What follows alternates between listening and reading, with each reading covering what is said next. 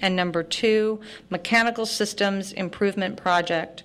Funding will be provided by fiscal year 2012 Capital Improvement Program account 415822 with $150,000 budgeted, and account 415823 with $210,000 budgeted. Move approval. All those in favor? Alderman Rainey?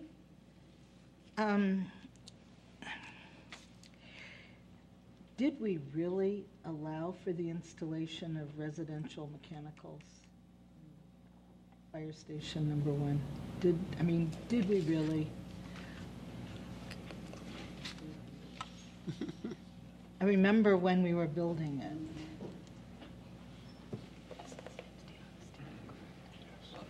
Or were they just lesser commercial? Mr. D'Agostino, you'll be answering this question? Yes, I will. Thank you, Madam Chairman, members of the committee. Paul D'Agostino, Superintendent of Parks, Forestry, and Facilities Management. The short answer is, unfortunately, yes, we did allow them to install residential grade units. I believe I wasn't part of the operation at that point, but I believe that was part of the value engineering after we received initial bids to build the building to reduce the overall cost to fit the budget. Well, I certainly apologize for voting for that. It's just terrible. Thank you. All those in favor? Aye. A 3.5, staff recommends that City Council authorize payment of 2012-2013 dues to the Northwest Municipal Conference in the amount of $24,784. The city has been a member of the Northwest Municipal Conference since 1978. Second. All those in favor? Thanks. Sorry. A 3.6, staff recommends that City Council authorize the city manager to renew the annual sole source software license with Gale Cengage Learning for library reference database services in the amount of $21,000 for the 11-month period ending April 30th, 2013. Funding is provided by the Library Adult Services Internet Solution Providers account 4806.62341. Move approval. Second. Alderman Rainey? Yes. Recalling that the library board is going to be responsible for all of their own finances, I'm wondering why this isn't for 8 months. Are we going to start picking up months of their new budget year? Because this goes beyond December 31st. And they can make a lot of headway with our paying into their year out of city funds. Can we have the library director? Or Mr. Lyons. Or Mr. Lyons, which do you prefer? Ms. Lyons? Ms. Lyons? No relation. No relation. Madam Chair, members of the committee, Karen Danzig-Lyons, Library Director. We are analyzing every single bill and every renewal, certainly with an eye towards fiscal accountability and looking for the transition moving forward. However, there are some renewals that we get a better pricing if we do an 11 or a 12-month renewal, and that's the case in this instance. There's some special pricing that we would receive. These are databases that we have provided for many years. They're used very heavily by the students, and with an agreement with the vendor, students at all of the schools in Evanston can access these databases for their research without their library card in hand. Madam Chair, I have absolutely no problem or issue with the product that's being purchased. I just don't like the way we're doing it. You know, it's going to be more expensive probably for you all to be buying things, and that's just one of the problems with the new plan for your fiscal responsibility, so to speak. But I just, I mean, are you going to, how is this going to work going forward? Are we going to, I mean, there's got to be 3-year contracts that we'll be paying out for, and, you know, 5-year contracts maybe. And I'm just trying to figure out, as I have before this issue came up, where's that line going to be drawn? You know, how much spillover is there going to be? And I thought this was a really good example to get a really good explanation. And I have no issue with the product, so, or who uses it or anything, other than this really begins the issue of the division of funds. And I just don't understand how it's going to work. So, Mr. Lyons, will then the library pay back that portion to the city? It's my understanding this is, excuse me, good evening, Marty Lyons, Chief Financial Officer, Assistant City Manager, members of the committee, Chair Burris. It's my understanding this is a contract that's going forward 11 months. The library fund came into existence on January 1st. So at the present time, any expenses being made from the library fund are going to be from that fund with a proration of the tax levy, which we were fortunate this year that the county got back on schedule. So in the monthly report provided to the City Council from the Finance Division, you will see every month where the library fund is running, just as any other fund would, if they're over budget, under budget on both revenues and expenses. And I'll stop if that's helping with the question or not. That raises a whole other issue, because I thought about that. I wasn't sure when that fund began. So then why is the library expenditure sprinkled throughout the bills list? Why aren't library expenditures segregated, like, for example, the water fund? I mean, you read through and then all of a sudden you see the water fund, but here you see a library expenditure here, a library expenditure there. It is impossible to keep track of what is it costing to run the library. So I would ask, if that's the case, that we start segregating those expenditures in one area. I will see to that immediately. Thank you. Thank you. All those in favor? Aye. Any opposed? A4, staff recommends that the City Council authorize the city manager to sign an agreement with the Cook County Assessor's Office for access to GIS, Geographic Information System, data.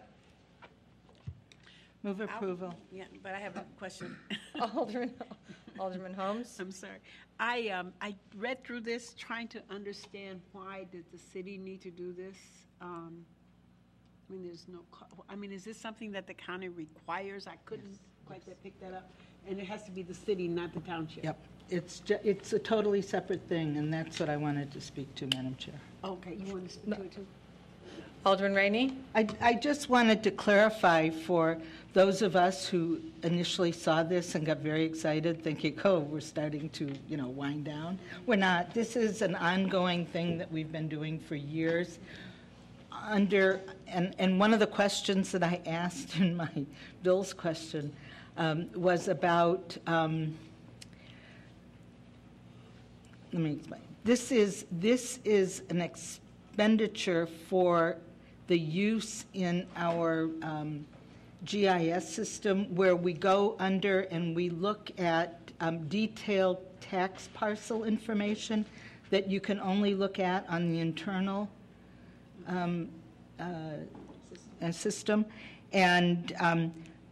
But and it's really housekeeping. The assessor requires that we have a resolution saying that we want it. I don't know why. But I would like to argue that the information has a lot of garbage in it. I can show you properties, and so could you, any of us could show properties that have been sold 3 and 4 times since the property tax holder is showing in the list and the deed. So, I mean, it's the information. Some of it is very valuable, and a lot of it is up to date. But a lot of it, when you're looking for who the owner is, it's really bad information. And for some reason, when you call up the city and you tell them, all right, this is showing this, they can't change it for some reason. Well, About a year ago, I looked up 415 Howard, and it was still a vacant lot, the picture. Right, I remember you mentioning that. mention that, yeah. Well, my question really dealt with, I understand that, and I know that I have done this, gone on and I looked, know you. but I was trying to figure out why did this come just as the township Not the requesting? township. Yeah, it's from the township assessor. Cook County. No, it's the county assessor. Okay. That's where we get the, that's Okay, who's okay. requiring us to have the Well, resolution. I understood that part, but as I read it, and maybe I just, okay, maybe I picked it up wrong, that I thought this came, and I have to go back and pick it up. What page is Sorry. it on? I'll have to go back and start on page like 170. I thought that I saw the township, hold on one second, I know I didn't mark it. I thought I had. I saw the township. One. I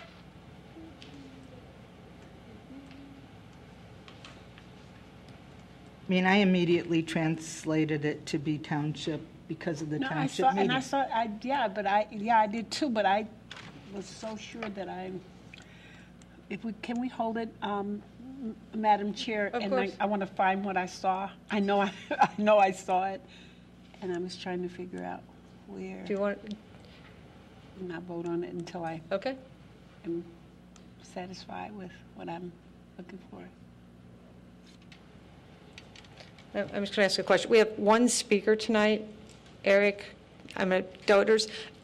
Are you speaking to something specific on the agenda or in general? In general, okay. Once we get through the items, then I'll have you come up. I just wanted to make sure that we didn't get to an item that you were speaking to. PR, thank you, sorry.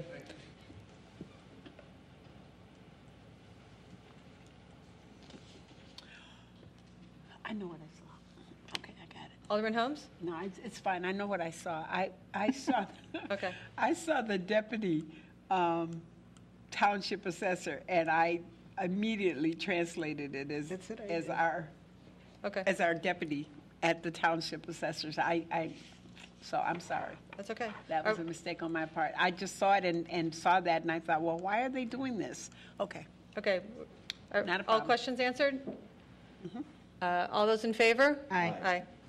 A5, the Transportation Parking Committee and staff recommend that the City Council approve Resolution 41-R-12, authorizing the city manager to enter into lease agreements with the U.S. Postal Service for the parking of Postal Service vehicles in Lot 25, which is located at 1612-1616 Maple Avenue, and the Maple Avenue Self-Park at 1800 Maple Avenue. Move approval. Second.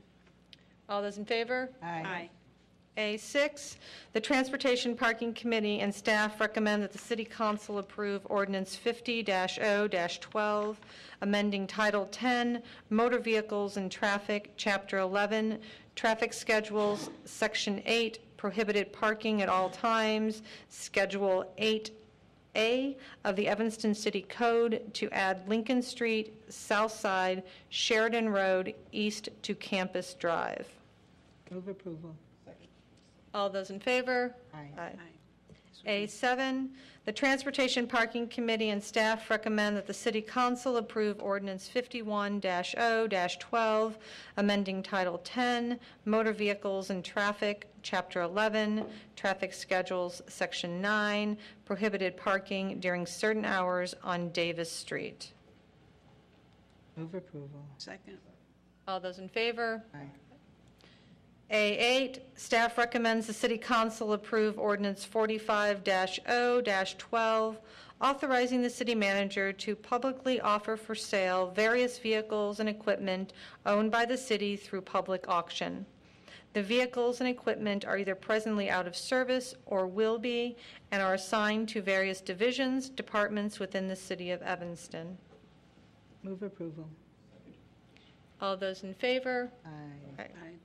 A9, staff recommends City Council approval of Ordinance 54-0-12, authorizing the city manager to negotiate and execute the lease agreement with the League of Women Voters of Evanston for lease of room 1030 in the Civic Center. Move approval. All those in favor? Aye. A10, the local liquor commissioner recommends adoption of ordinance 59-0-12, which increases the number of Class S liquor licenses from 0 to 1 to permit issuance to Ward 8 LLC located at 629 Howard Street. I'm going to move approval. Well, second. Alderman Rainey? Madam Chair, the owners or applicants of this license are here tonight. They're out in the hallway looking at past city manager pictures or mayor pictures. I don't know if the committee needs to discuss anything with them. Alderman Holmes, anybody? I didn't have any. But one of the things that I wanted to,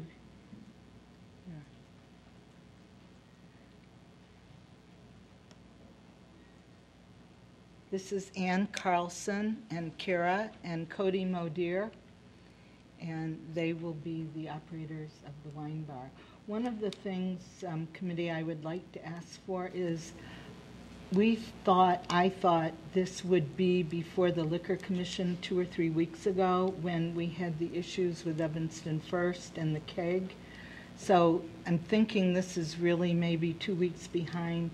There is no way of knowing how long it takes for a state license to be issued, which is they must apply for a state license also. Anywhere from, because of the unreliability and the number of people working in the department, anywhere from a month to 3 months for a first-time liquor license to be issued by the state. So I'm wondering if anybody has an issue with asking for a suspension of the rules. I can assure you that the community around this location is very much in support of this.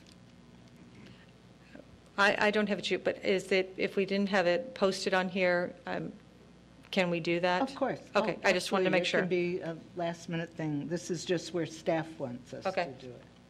Yeah. So I will ask the council for the same thing, okay?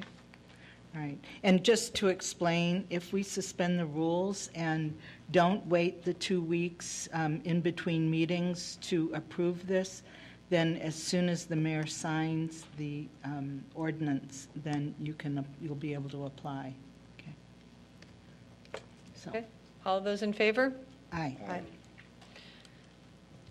Paul Zalmazak is going to give just a brief introduction regarding A11, A12, and A13.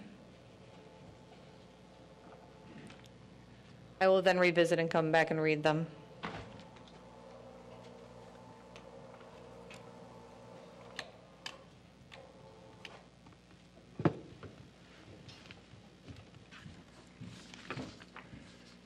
Hi, Mr. Zalmazak. Floor is yours. Thank you. Once again, I'm Paul Zalmazak, Economic Development Coordinator. I believe my team is here. Also in attendance are Barbara Schlicke, Nick Reifer, and David Lasky, the other partner in bonding management, is not available tonight. On May 14th, City Council had a number of questions, very specific questions. May 14th was a public hearing. By the way, the map behind me is the proposed boundary of the Dempster Dodge TIF. Staff and consultants answered the questions that you had posed in the pack, and we answered those questions in the packet. They're on pages 255 through pages 271. So tonight we're asking that you suspend, the City Council suspend the rules to allow for the introduction and the adoption of the three ordinances. In order to get the TIF designated prior to Cook County certifying the 2011 EAV, that's significant because if we're able to designate it before June, the TIF, the projections we have is the TIF will generate an additional $3 million. So by designating it tonight, we'll have an additional $3 million projected in the TIF. So we'll entertain any questions you have. Again, consultants and the owner of the property is here. I don't see him.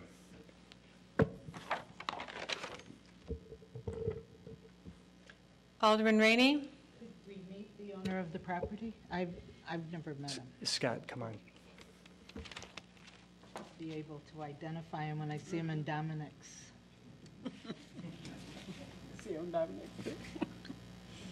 Good evening. I'm Scott Inbinder. I'm with Bonnie Management.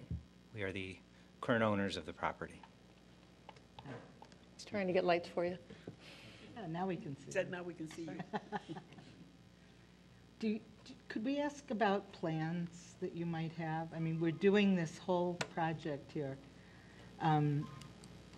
What plans do you have? You know, to be perfectly honest with you, when we bought the center, you know, at this point, the intention was simply to you know, lease it up, make it more vibrant, hopefully bring it back to where it once was. You know, a lot of what goes on is dictated by really the marketplace. You know, at this point, we've obviously come out of a pretty difficult economic time, and there's I would say fewer tenants, or tenants are fewer and far between. So, you know, at this point, we've just really been trying to use our best efforts to bring in new tenants, and with that, you know, ultimately, hopefully, you know, in some fashion, upgrade the shopping center. Can I Oh. ask another question? Absolutely, Alderman Rainey.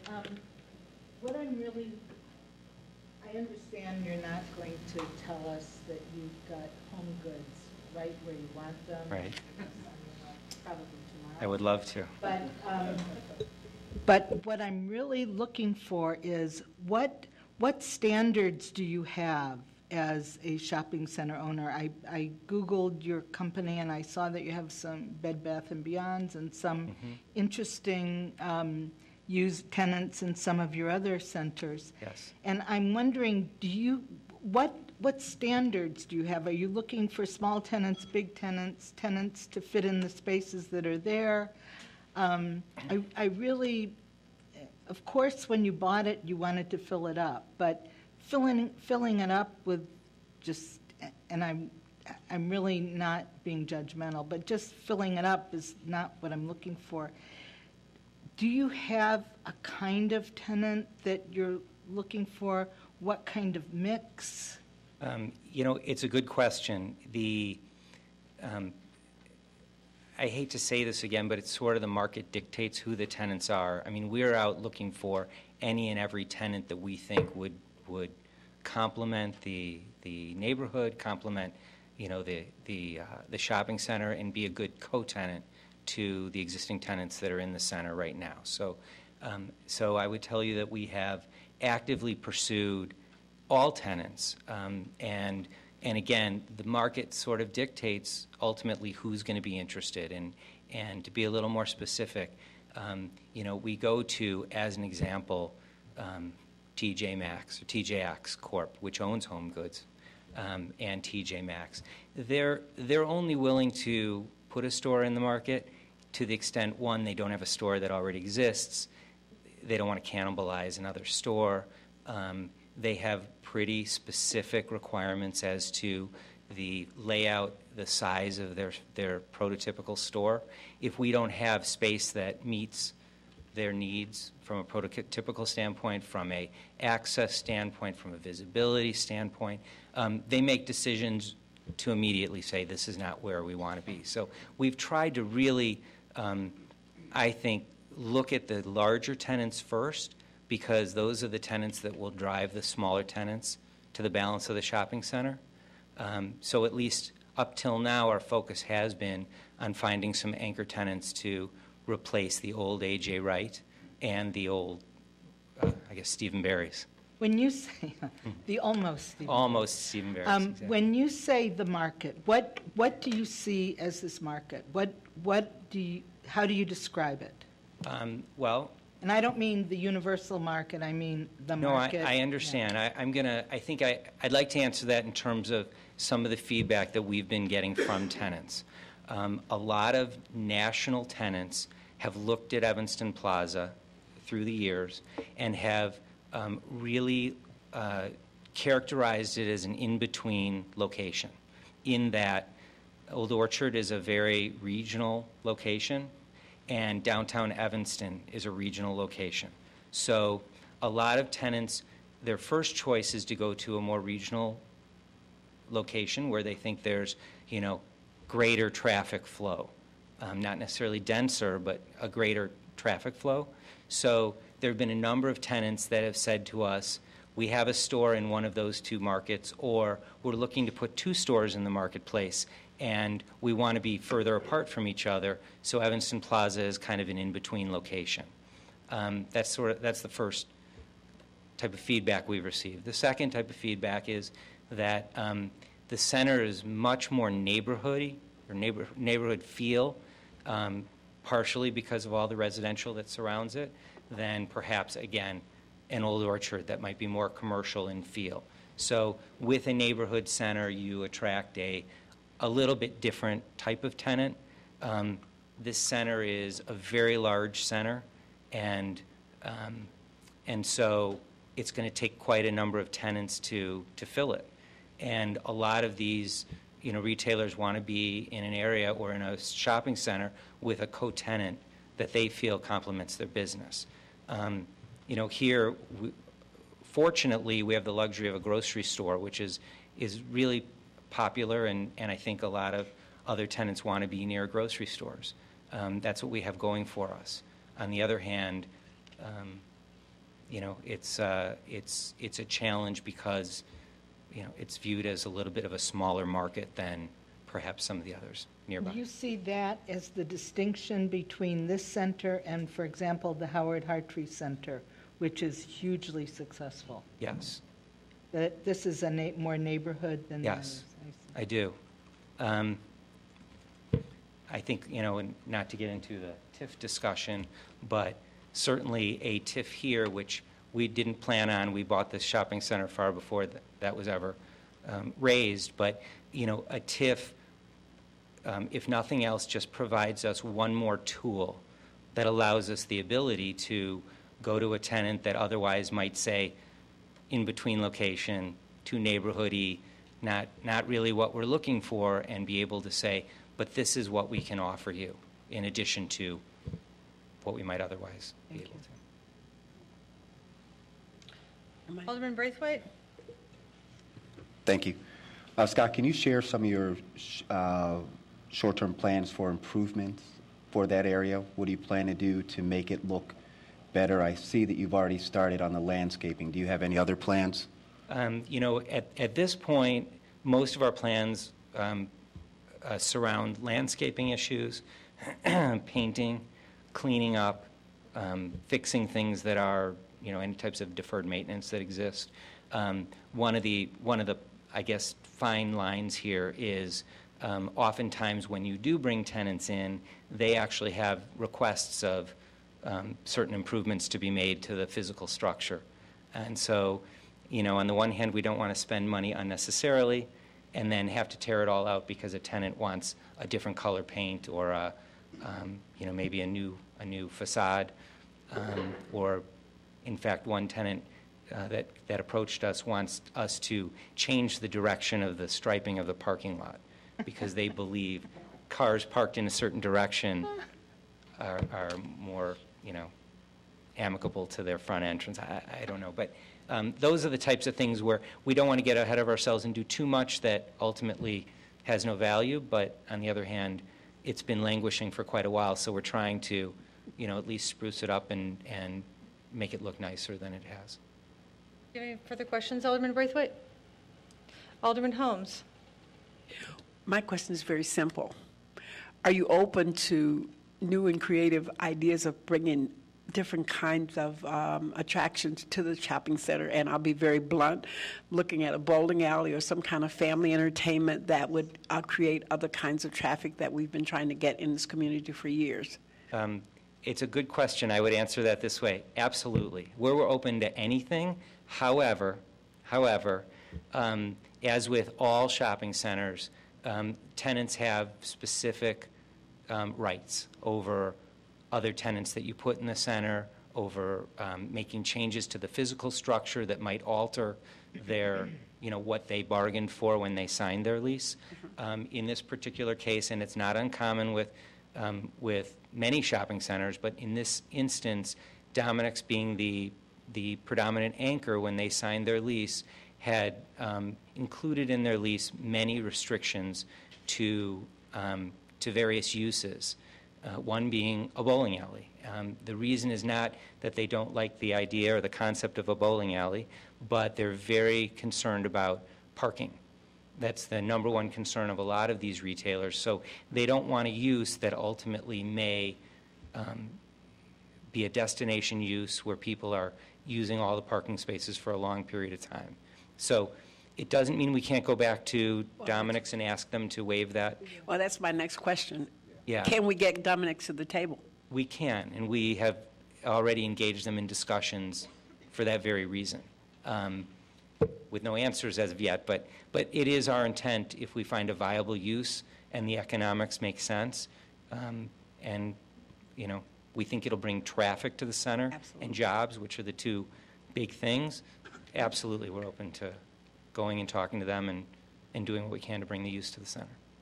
Okay, great. I have Alderman Braithwaite. Do you have another question? I just want to respond to Alderman Holmes by saying that's one of the things that I've actually had a discussion with Scott regarding Dominic's, and I've left a message actually today in anticipation of this discussion to ask the city manager to host. Right. Absolutely, I'm glad that you brought it to everyone's attention and asked to bring them to the table so we can have that discussion to vet some of these thoughts and ideas as we move forward. So thank you.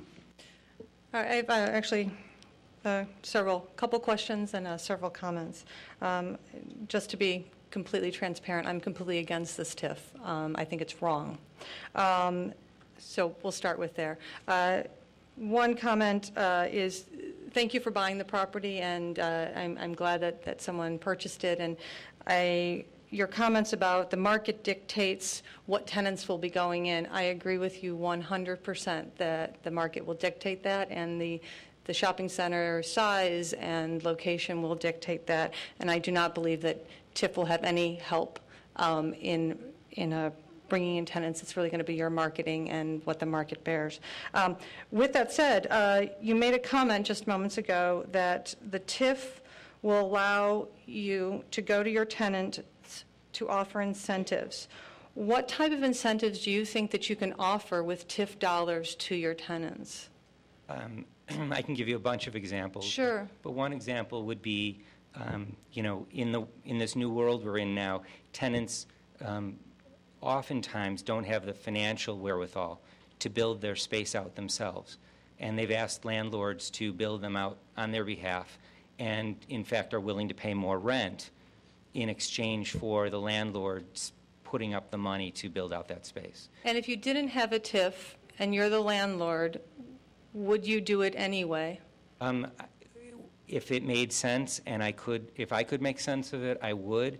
What typically happens is we end up negotiating a deal at a much lower rent with a potentially substandard tenant, because that's what, the cheaper rent and the lack of tenant improvement work is the type of tenant that you'll end up getting. So yes, we will spend money if it makes sense, if it makes economic sense, but we'll also, if we have a tenant that wants to be there but doesn't need any build out or is willing to trade build out for a cheaper rent, we would do that as well.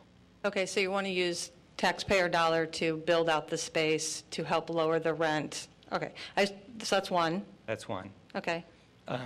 There's a lot of occasions where a tenant, especially larger big box tenants, come to us and say, we don't particularly care for the facade of the center. It looks old, it looks tired. For us to come here and take a substantial or make a substantial stake in the shopping center, we want either a new facade or we want a pop-up where we can put our signage. So it enables us to make exterior improvements for the better of the center, the community, and ultimately attract a tenant to the site. Okay, we we have a facade improvement program through the economic development team where we encourage the owners of the property to do a 50-50, or we give them a certain amount. So we already have that program in place, but okay. Okay. A third would be, which all of you are probably familiar with, the outlot building. From a standpoint of a sort of real estate 101, that outlot building is way too big.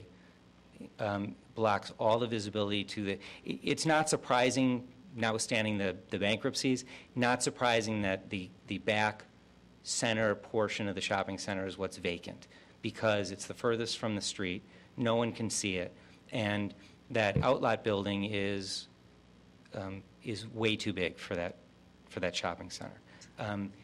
There's certainly an opportunity to, if we found the right tenants, tear that down and rebuild a more contemporary outlot or two smaller contemporary outlot buildings that would, provide visibility to the rear of the center. So there's a cost to do that, to the extent that, this site is environmentally impacted. In order to do that, if we can do that, there's going to be substantial remediation required on the site. All those things, we did not contemplate, and we didn't contemplate them because they are far too expensive for what tenants would pay today for an outlot building. Okay. That could be.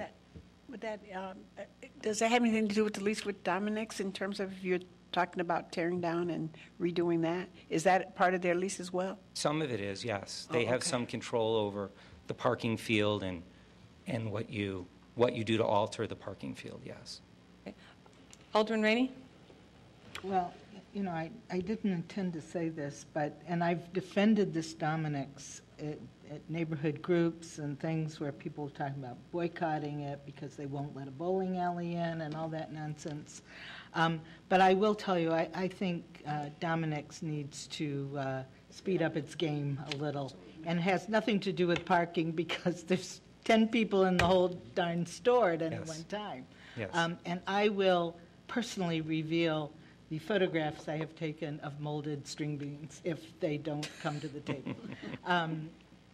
But Alderman Braithwaite and I and several members of our staff met with a potential tenant prior to your purchase, who looked at the outlot and suggested that if he were to bring his company there, he would have to tear down the space that we were looking at in the outlot and build something that was traditional for the company, the chain that he was a franchisee at. And that demolition is a very typical expenditure in TIFs. Absolutely, it's an expensive thing, and remediation. So if there is a reason to do some demo and remediate, that is one of the reasons why you do a TIF, because those expenses are so extraordinary. And I'm not sure that all of the items that you mentioned are covered, can be used in a TIF, but most of them are. So I just think it's, I have much more support for this TIF than the Chicago main TIF. I don't get that one, but I do get this, and so I'm very supportive of it, and I hope we can move forward. Thank you. I wasn't finished with my comments. That's okay.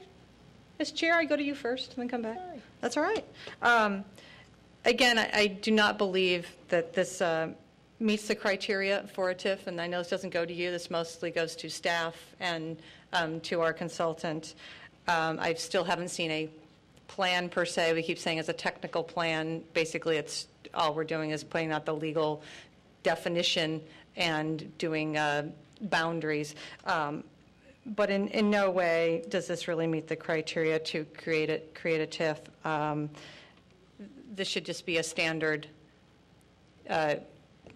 new developer buys it, they need to mark it, they need to take the responsibility. The taxpayer should not be taking on this responsibility.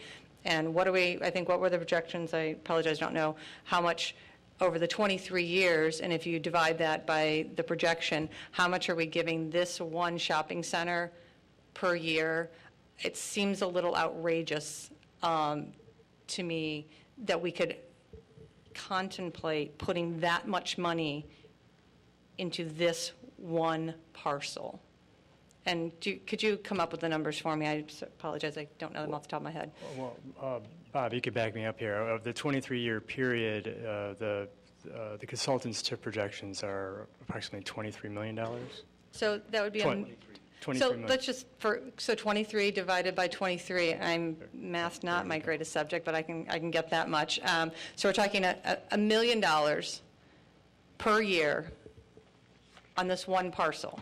Am I missing something? The numbers you're stating are correct. The projected TIF increment, the amount that would be generated from that parcel, would be approximately $1 million a year. That doesn't mean that $1 million a year goes to body management or goes to the shopping center. What happens is the money is allocated in a bucket or in the TIF district, and staff, at your discretion, the city council's discretion, can use the funds for TIF-eligible expenses. But it for nothing else. It is basically captive there for the use for the TIF eligible expenses. My point is, I can't imagine, or we shouldn't be imagining, that we should spend that much money on one parcel. Is my point. Okay. What? Did you want me to respond to that? Or? Yeah, actually, Alderman Rainey. Okay. The good thing about a tax increment financing district is you can't spend it if it's not generated. So if this shopping center or the whatever is within the boundaries, I don't know if anything else. It's just the shopping center. It's nothing just else. the shopping center. If they don't generate the increment, then there's nothing to spend. Now, this is very similar to the TIF at Howard and Hartree. Very similar. And that for many, many years, and maybe still today, is the largest single collection of parcels generating sales, largest generator of sales tax for that size of parcel. So, that was well worth it. And I remember back then when the neighbors were saying, this place is going to be shuttered in 5 years. Buildings are going to be boarded up. There's going to be children drinking in the parking lot, and the whole world's going to go to hell in a handbasket. So if we do this right, and if this shopping center is successful, then we will generate $23 million in increment. Do I think it's going to do that? I think you might be right on that score, but it doesn't matter. Maybe we're off, but we can't spend what it doesn't generate. Can I just ask you a question about the Howard Hartree? You are the boss. Yes. I don't know about all that, but the shopping center was not there. It was not. When the TIF was created. The TIF was created, and then the shopping center was created. This is a different situation in that this shopping center is already in place. We're not talking about infrastructure improvement. We're not talking about sewers, roads. So I see it to be a little bit different. Alderman Braithwaite. Alderman Rainey. Thank you, Madam Chair. Thank you, Alderman Rainey, for your support for the TIF and also for the historical perspective. Just a quick question to Paul. I've read a little bit about the soil, and I think that makes this area a little bit different from any other section of Evanston. Can you talk a little bit about the need for soil remediation in the future if we should choose to dig down, as, for example, with that new potential tenant, he would want to demolish one particular area of the mall, and that would require going beneath the soil that's been capped for all these years. Can you just talk a little bit about that to put that in perspective for the committee, please? Right, and I'll ask for backup here. My limited understanding of this is that there's a no further remediation letter in place that allows what is currently there. If there's any attempt to do any demolition or digging into the soil, there is significant environmental remediation necessary. So as we're considering, and I believe I mentioned this during the public hearing, as retail models change and as we need to consider new models of development, and if we're, for example, using Scott Inbinder's suggestion of maybe we tear down the outlot and build two, there's significant costs associated with that is above and beyond what you would expect in the marketplace. So that would be a TIF eligible expense. I don't know if you have anything to add to that. All right. Okay. Do you have any other questions? Thank you so much, Mr. Zalmazak. Thank you. And thank you for your work. A11, staff recommends City Council adoption of ordinance 55-0-12. Staff is asking for suspension of the rules.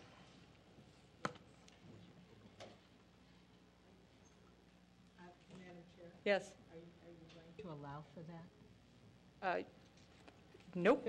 Could I suggest something? Absolutely. All right. Why don't you vote yes on suspending the rules, and then vote no on the action question?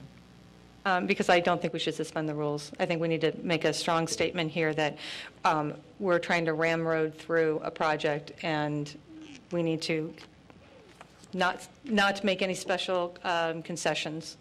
It's a statement. It's a statement. I accept that. I just thought I would ask. Yeah.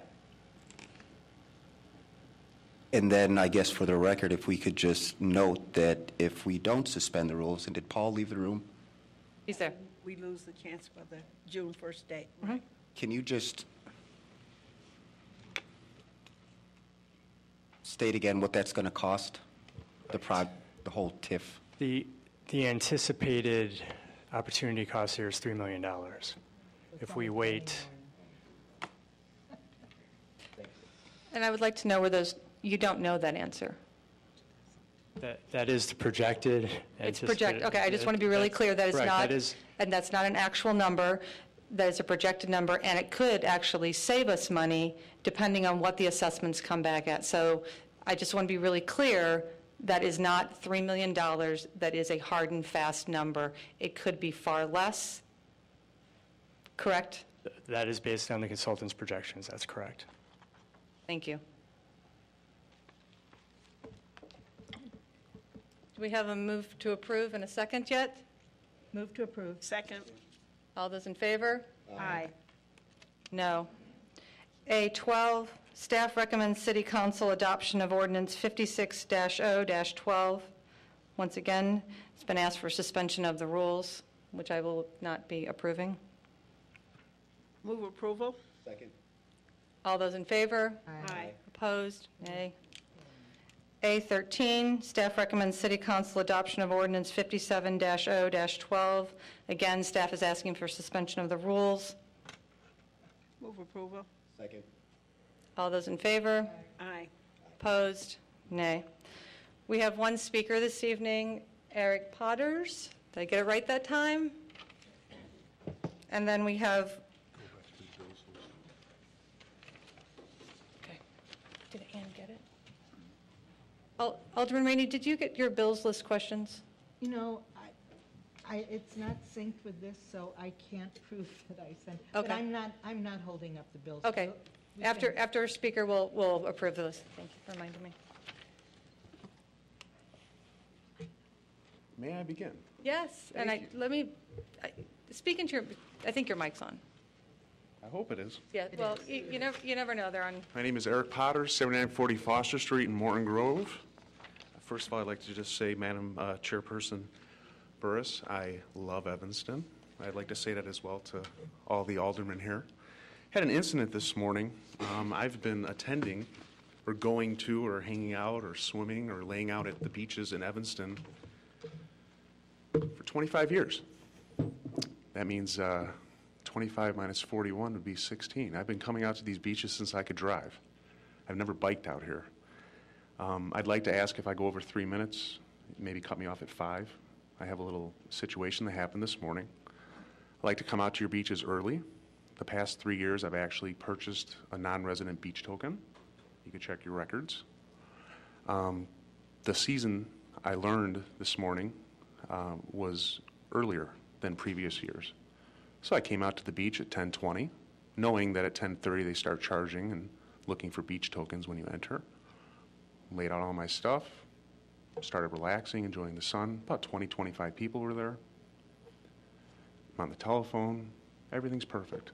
Next thing I know, a gentleman walks up to me. He says, "Sir, do you happen to have a beach token?" I said, "No, I don't." He goes, "You're going to have to pay an $8 fee." I go, "For what?"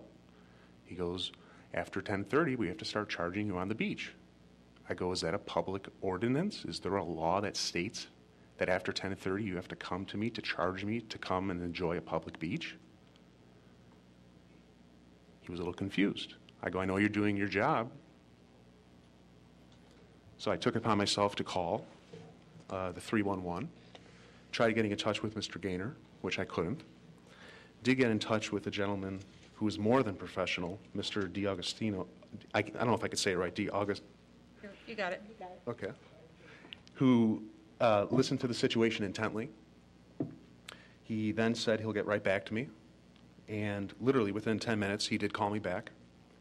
And he provided me with the information at that time, because I was basically on a beach with a cell phone without anything, that in fact I had to leave the premises because I need to pay to stay on the beach. So I left. Made a couple phone calls, came straight to this building in a different suit, in a bathing suit and a t-shirt. Bob, who's between the two gentlemen that I was speaking about, came out of his office, more than professional, and handed me Ordinance 711-3, admission tokens, which I won't read for you, but I would like it put in the record, that states, and basically the issue I have is the word admission.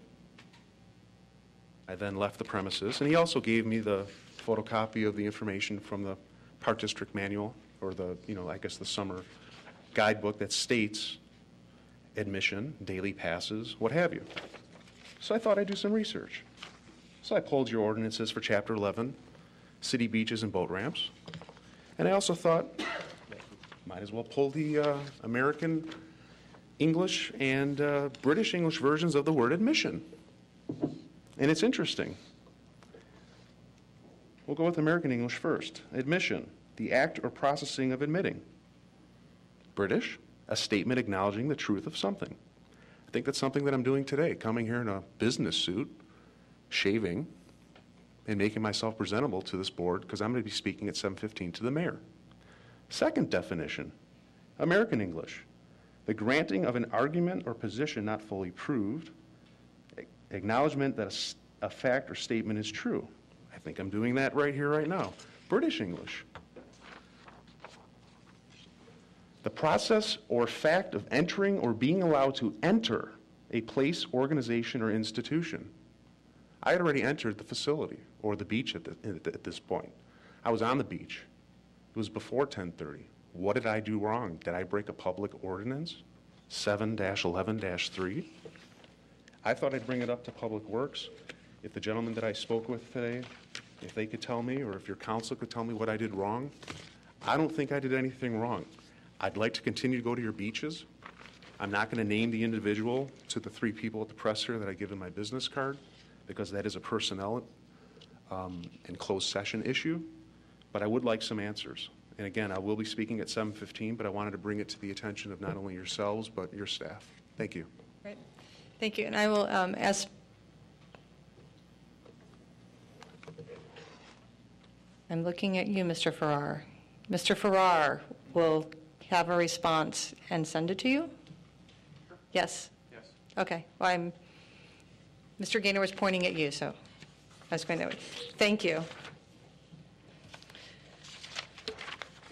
This evening, we have a discussion of revision to city's banner policy. Oh, we're going to do bills list first. I want to go back to City of Evanston bills, fiscal year 2012 through May 30th, 2012. We already have a moved and seconded.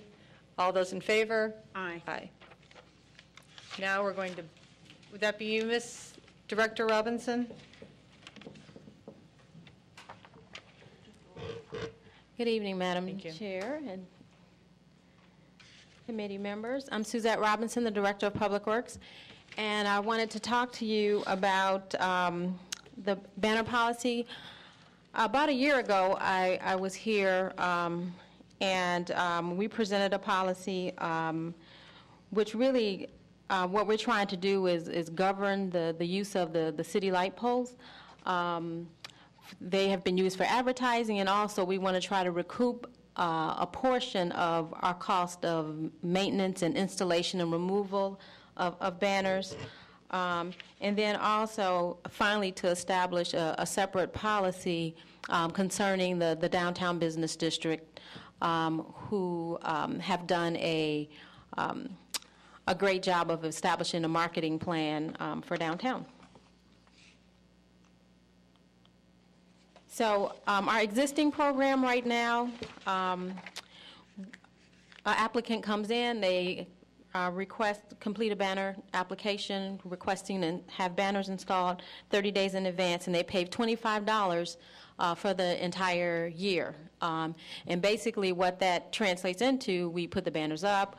If we take them down for any reason, whether it's for holiday decorations, sometimes organizations have different types of banners for different seasons.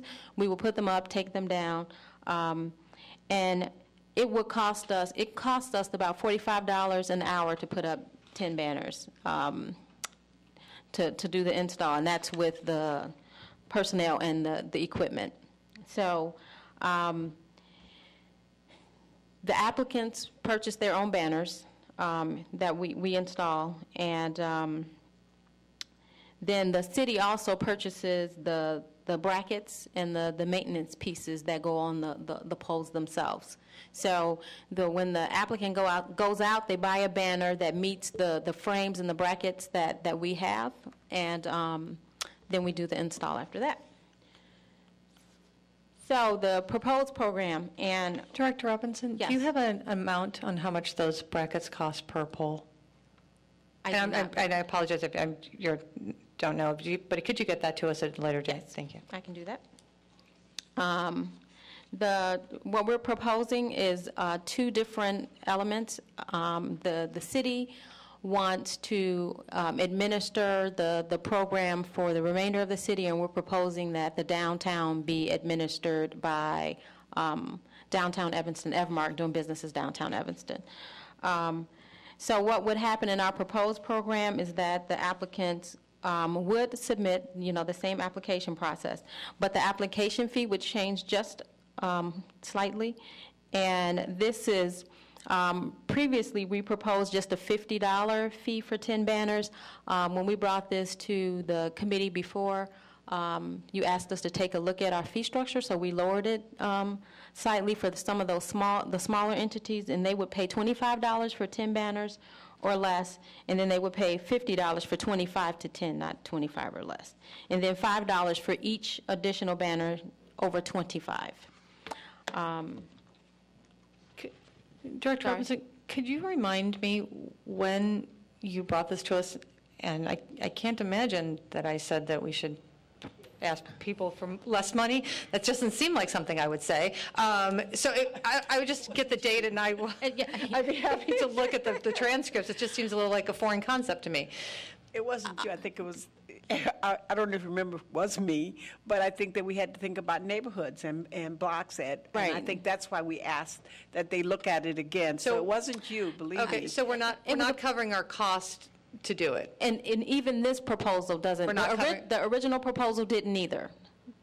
Okay, so we're not covering our cost. I just want to be really clear. That's correct. Thank you.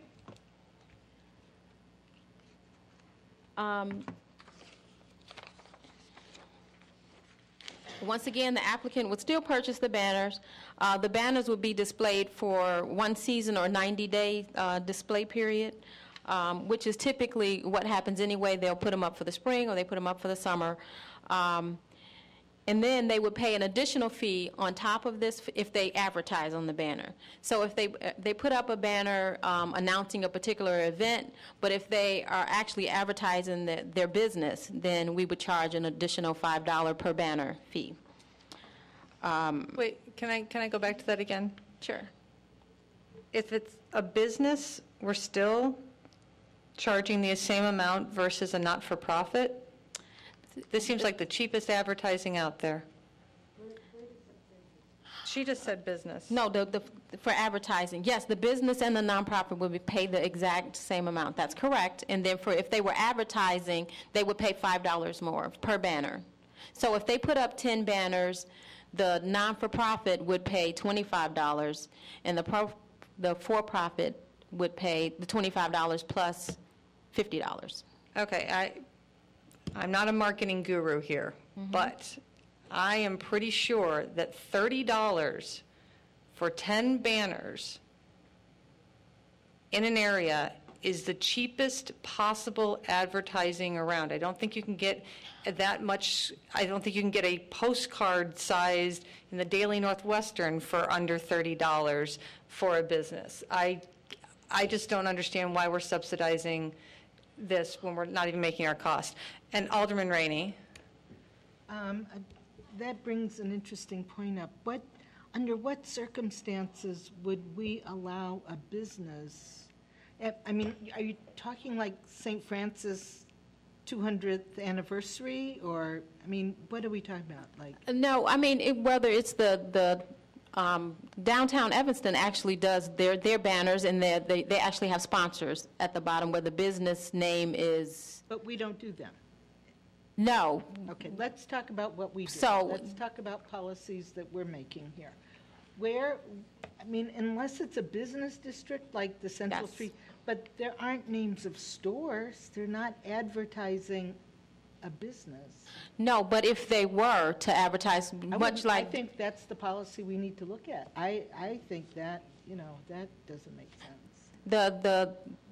the Downtown Business or Central Business District Association is a perfect example. Right now, they have just standard banners that denote their location.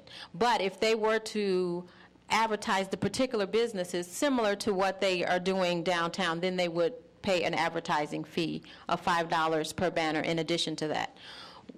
The reason why, say, the business district associations, because they get funds from the Economic Development Fund to pay for their banners. So it's kind of some of them in the money that they use it to buy banners to advertise. But it's for the district. For the district, that's correct. Not for a specific store. Right. There might be banners up all over town. I have no idea. I think banners are just useless. But, okay, and that's another question that, and we just got this evening, so I haven't looked at it thoroughly.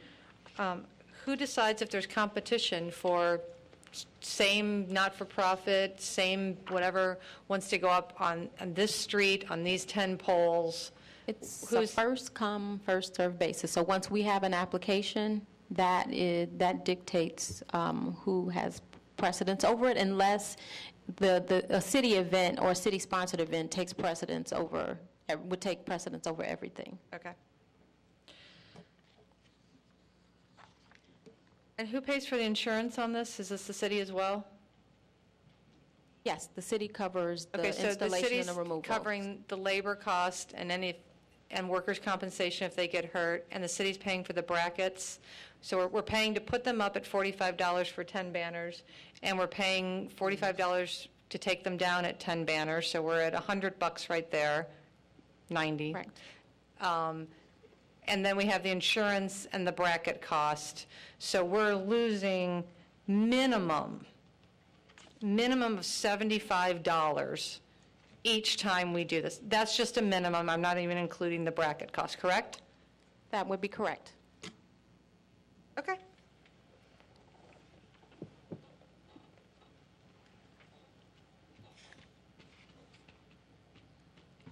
Well, I talked about this already in terms of the public use will prevail, the private use. And then also the policy will cover the storage of banners at $25 per month for every 10 banners.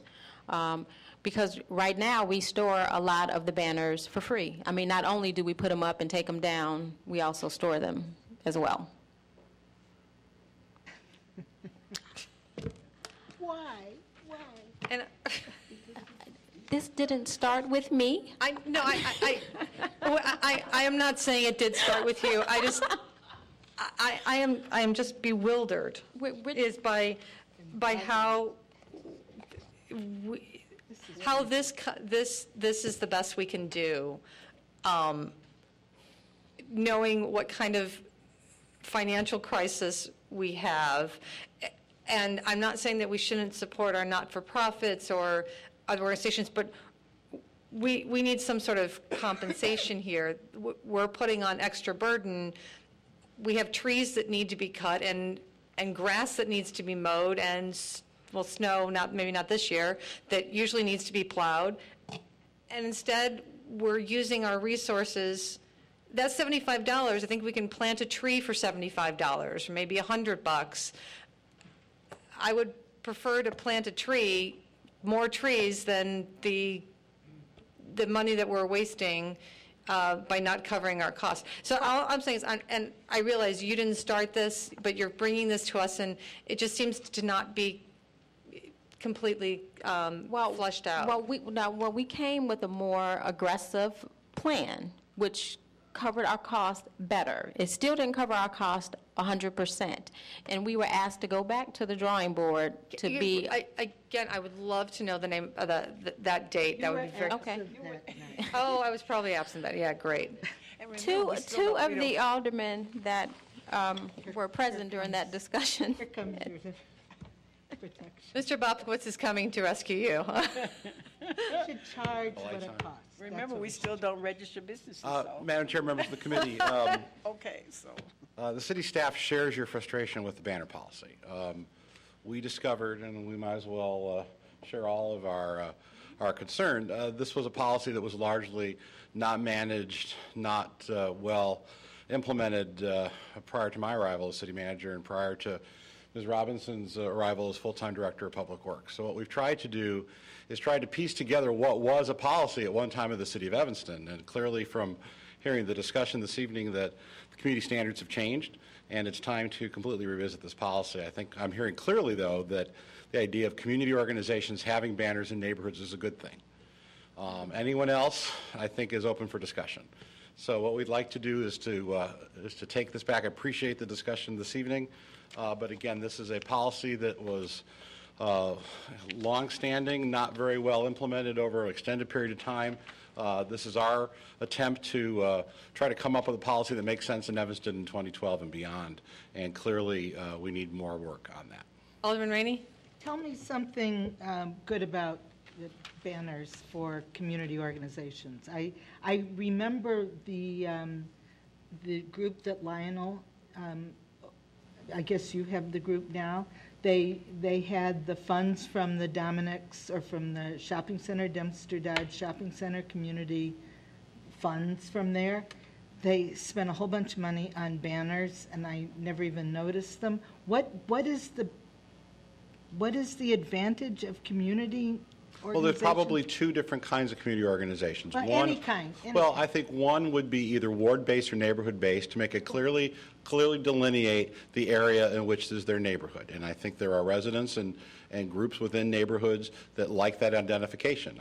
Looking at Alderman Holmes, there are ward banners, and I have asked Alderman Holmes if perhaps we could refresh those banners, and she feels very strongly about them. And there are other neighborhoods, and mostly the second group, though, are the business associations. So you have the business associations, you have neighborhood groups, and then you have sort of a larger third category, which is sort of a catch-all. Right now, if you look around Evanston, Youth Organization Umbrella has anniversary banners up around town. The YWCA has banners which are special event related. We've had some for St. Ignatius School, advertising, come take your child to school there. So that third bucket is a very big bucket. And I think my personal concern is what do we do about that third bucket?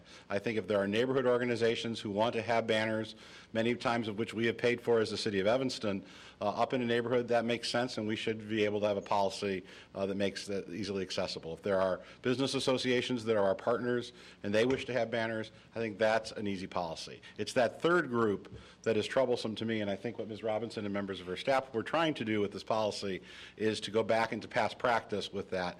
Clearly, from the discussion this evening, I think we have more work we need to do on that third group, in addition to neighborhood organizations and neighborhood business organizations. I have Alderman Rainey has a question, and then Alderman Holmes. I think we should create a new policy when we begin discussing this, when it's on the agenda for more than just discussion.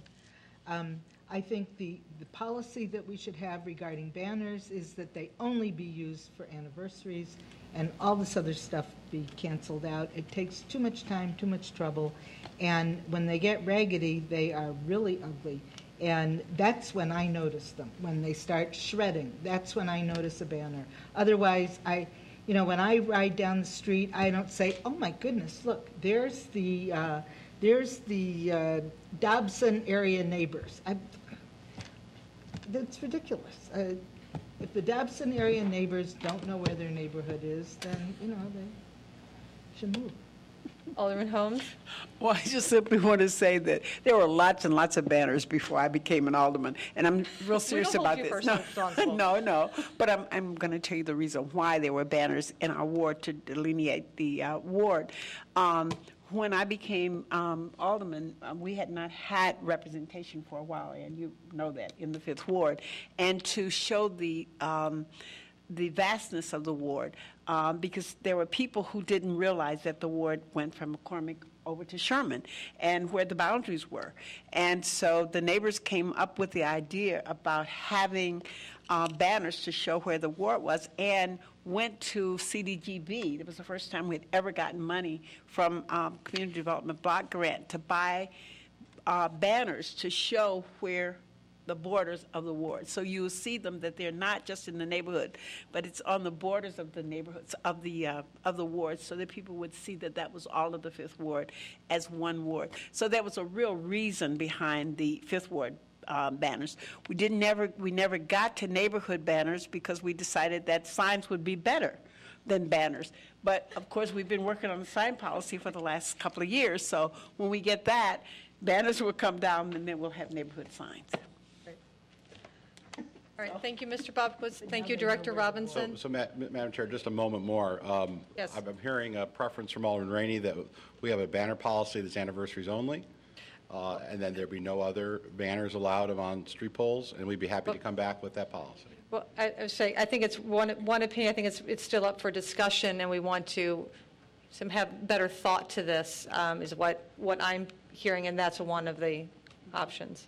Alderman Rainey? When the banners shred, to the point where you can't read them. They should just come down. Then they should all come down, and then we institute the anniversary of. So, Madam Chair, is it fair to say, though, that, we should be looking primarily at those nonprofits and the opportunities for nonprofits? We can discuss further what are the occasions, but really focus on that and less so on the business districts, less so on sort of that third category, which I was referring to earlier. I think that's what I'm hearing.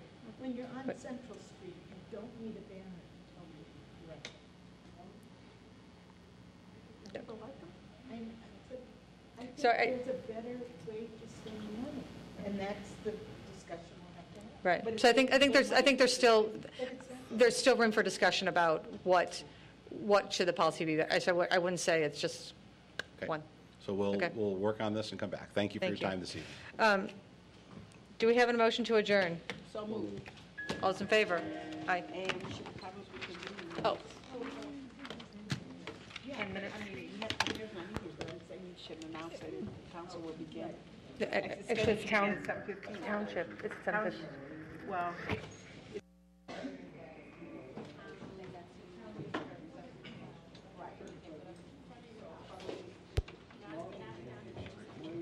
The township meeting will convene in 10 minutes.